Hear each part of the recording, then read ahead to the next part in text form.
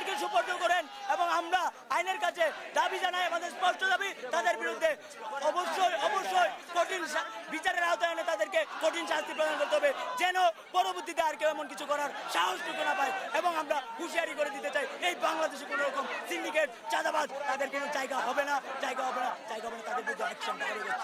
শহীদি মার্চের মাধ্যমে আমরা বার্তা দিতে যাচ্ছি, যাদের আত্মত্যাগের বিনিময়ে আমরা আমাদের দেশকে দ্বিতীয়বারের মতো স্বাধীন করতে পেরেছি, তাদের প্রতি পূর্ণ শ্রদ্ধা রেখে এবং তারা যে কারণে রক্ত দিয়েছে, জীবন দিয়েছে, তাদের সেই রক্ত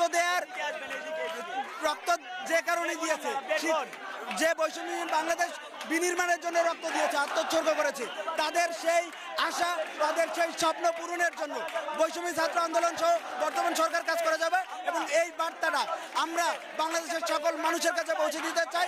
সবাইকে আহ্বান করব, আসুন আমরা সবাই মিলে বাংলাদেশকে নতুন করে পুনর্গঠন করি। আমরা এই বার্তা দিতে যাচ্ছি, বাংলাদেশে আর কোনো ফেসিবাদের জায়গা হবে না।